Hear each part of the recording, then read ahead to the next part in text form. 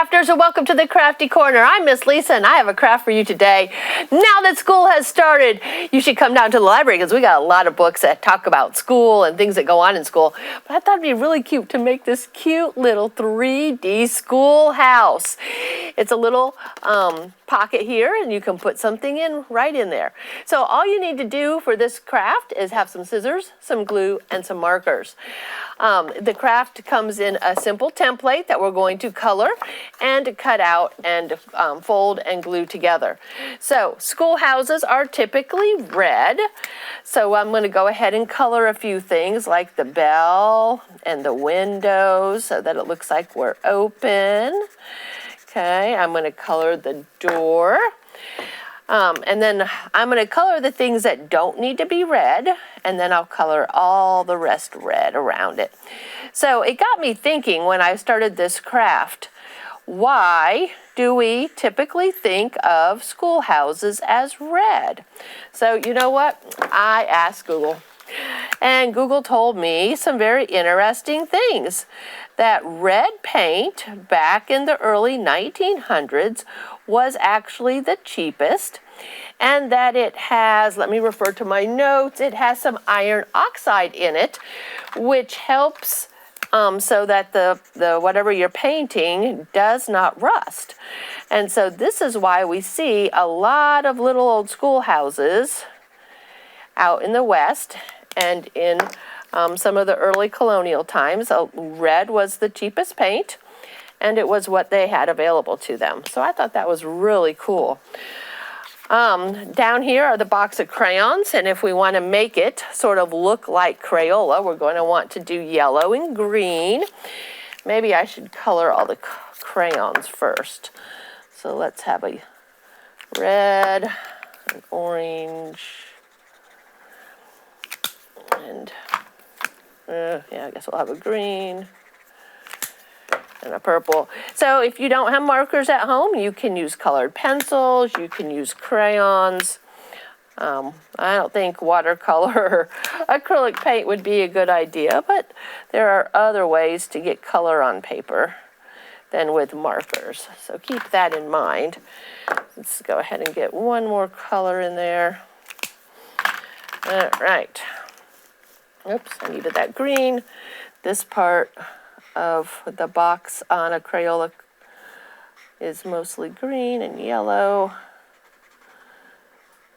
So once we get this colored, we are going to cut it out on the solid lines. And then, as I've told you before, the dotted lines are where we fold. And then it's got tabs that we have to make sure that we do not cut those tabs off. Okay. All right, so then the rest of this pretty much, I'm going to put my little house back up here, a little schoolhouse. Most of it's going to be red. And like I've told you before, when you're coloring the outside of something, think something that you're going to cut out, it doesn't necessarily need to stay in the lines real well. That way, because when you cut it out, you cut off the part that you have colored over. So try to use nice broad stripes here when you're coloring, especially with markers. You can see every line that you use. So try to use the bigger, broader, or color over, and then sometimes those lines disappear. And you definitely want to make sure you color this middle box, because this is the bottom. Okay. And you'll want to color the tabs too, just in case those tabs are showing when we fold them. I'm just going to color right over that area. Color around the book. I'm just going to leave my book white. Many books have pretty colors in them, so you can make them whatever color you want. Okay.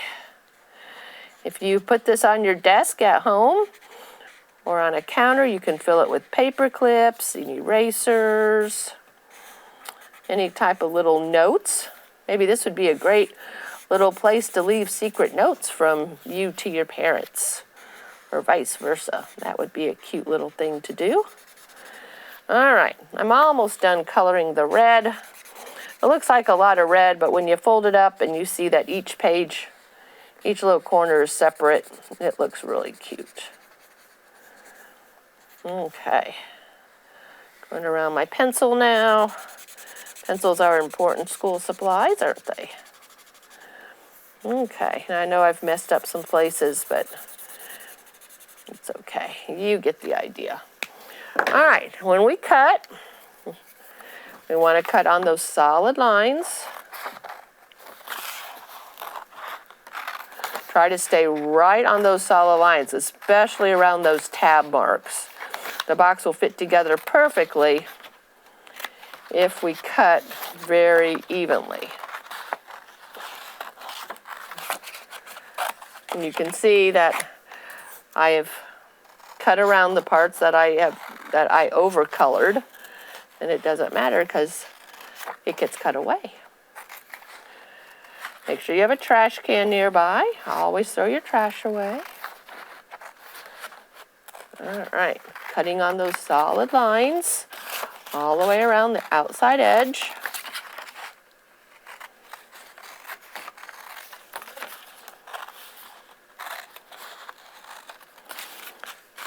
And I hope you boys and girls have had a first couple days, couple weeks of school that you've enjoyed. School is always fun for me. All right, so on these dotted lines, I would turn it over and fold up. Fold each part of the little box up. This part is the tallest because it's the actual front of the schoolhouse. Okay, and then we're going to fold the tabs.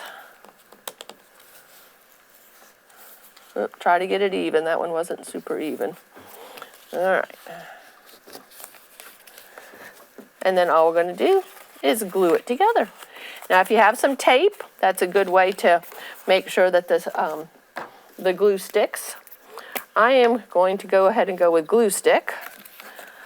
I'm just going to rub a lot of glue stick on these two tabs first. And pull up this corner. I know it's hard to see what I'm doing here.